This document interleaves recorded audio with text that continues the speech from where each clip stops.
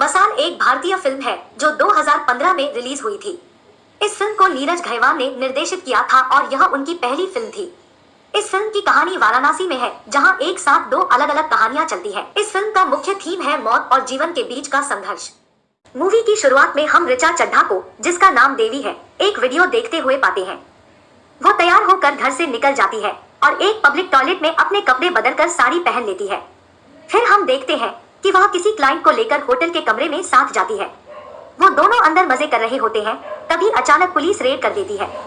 लड़के को पीटा जाता है, जिसकी वजह से वो डरकर बाथरूम में छुप जाता है। वह पुलिस वाला अपने मोबाइल में देवी की वीडियो बनाता है और धमकियां देता है कि अब घर वालों को क्या मुंह दिखाएगी। फिर हमें पता चलता है कि लड़के का नाम पीयूष है, जो पुलिस के डर की वजह से अपनी कलाई काट लेता है और बेहोश हो जाता है। दूसरी कहानी में उसी कस्बे में रहते हैं विक्की कौशल, जिनको इस फिल्म में उसकी माँ बबुआ कहकर बुलाती है। इसके घर में एक बड़ा भाई, भाभी और माता पिता रहते हैं। दूसरी तरफ संजय मिश्रा जी को हम देखते हैं, जो कि पंडित विद्याधर पाठक है और देवी के पिता भी। जब उन्हें पुलिस स्टेशन में बुलाकर देवी के बारे में बताया जाता है तो वो कुछ जवाब नहीं दे पाते हैं और वहीं से शर्म और उदासी के साथ चले जाते हैं। घर जाकर वो खाना नहीं खा पाते हैं और गुस्से में बेटी को 4-5 तमाचे मार देते हैं। यहाँ हम देखते हैं कि बबुआ सिविल इंजीनियरिंग की पढ़ाई कर रहा होता है और वहाँ देवी के घर फिर पुलिस अफसर आया होता है।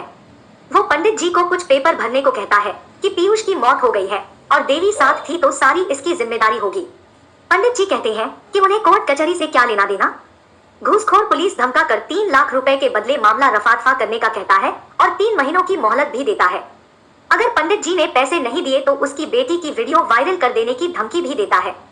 देवी मसान में जलने वाली लाशों को देखकर रोने लग जाती है।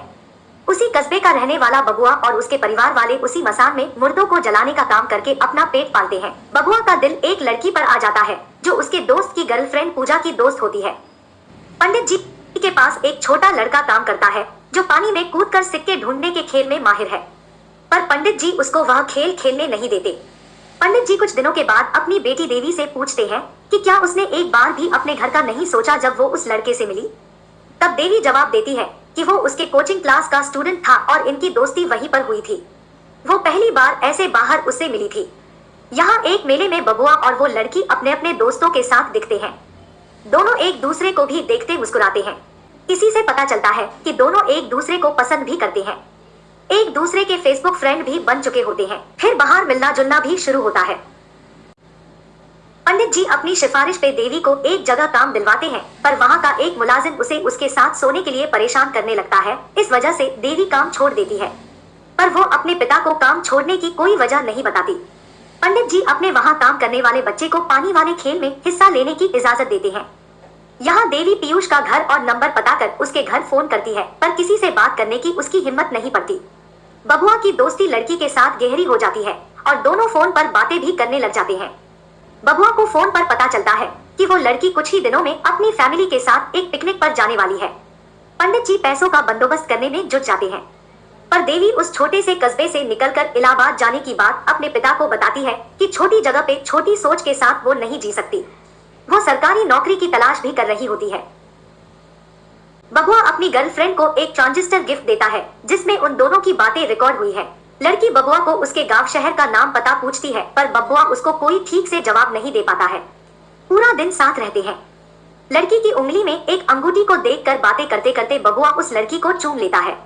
रात को बबुआ उसे घर ड्रॉप करने जाता है और फिर से बबुआ को उस लड़की ने गांव का पता पूछा तो इस बार वो भड़क कर कह देता है कि वो मसान में रहता है, जहाँ वो रोज लोगों की चिता को आग लगाने का काम भी करता है। लड़की बबुआ के व्यवहार से नाराज होकर कुछ दिनों तक बात नहीं करती, ना उसका फोन उठाती है। देवी को रेलवे में नई नौकरी मिल जाती है और पंकज त्रिपाठी जी उसके कलीग होते हैं, जो इस फिल्म में बातों के बादशाह नजर आते हैं। मुफ्त का ज्ञान भी बांटते रहते हैं। देवी अपने काम से काम रखती है। बबुआ मायूस होकर उसी लड़की के बारे में सोच रहा होता है कि अचानक उसे उस लड़की का कॉल आता है। दोनों बहुत प्यार से बात करते हैं और एक दूसरे से सॉरी भी बोलते हैं।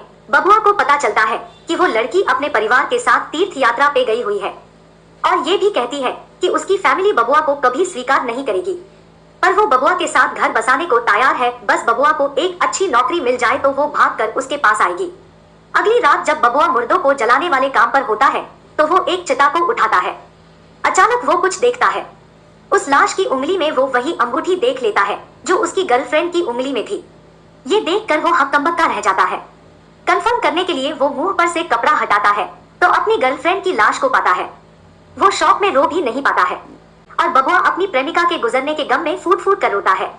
पंडित जी घूसखोर पुलिस को कम पैसे देकर उसकी तरफ से धमकियां सुनकर फिर मोहलत लेते हैं। बबुआ के घर पर अचानक पैसे की जरूरत पड़ने पर वो अपनी गर्लफ्रेंड की आखिरी निशानी उस अंगूठी को बेचने जाता है पर बेच नहीं पाता। देवी अपने पिता को अपनी पहली सैलरी देती है और कहती है कि पुलिस के पैसे पूरे होने तक काम करेगी, फिर इलाहाबाद में कोर्स पढ़ने जाएगी। बबुआ उस अंगूठी को नदी में फेंक देता है। उसके बाद काफी ढूंढने के बाद भी वह अंगूठी उसे नहीं मिलती। फिर उसकी नौकरी लगती है इलाहाबाद में और वह अपने कस्बे से चला जाता है। पंडित जी जो पैसों के लिए उस छोटे लड़के पे 10,000 का सट्टा लगाता है, हार जाता है क्योंकि वह छोटा लड़का पानी में बेहोश हो जाता है। पंडित जी रोते हुए उस छोटे लड़के को अस्पताल ले जाते हैं, जहां वो लड़का उस पंडित को वही अंगूठी देता है जो उसे पानी में मिल जाता है, जो बबुआ ने खो दी थी। उस अंगूठी को बेचकर पंडित जी पुलिस वाले भाई साहब का पैसे भर देते हैं। इसके बाद देवी भी उस कस्बे को छोड़कर चली जाती है। जाने की राह में वो एक बार पीयूष के माँ बाप से मिलने जाती है, जहाँ उसे सही तरीके से बात नहीं किया जाता। देवी और बबुआ एक नदी किनारे अलग अलग बैठकर अपने मरे हुए साथी के बारे में सोच रहे होते हैं। देवी को रोते देख बबुआ उसे पानी की बोतल देता है और दोनों एक नाव में लोगों के साथ बैठ जाते हैं। फिल्म यही खत्म हो जाती है।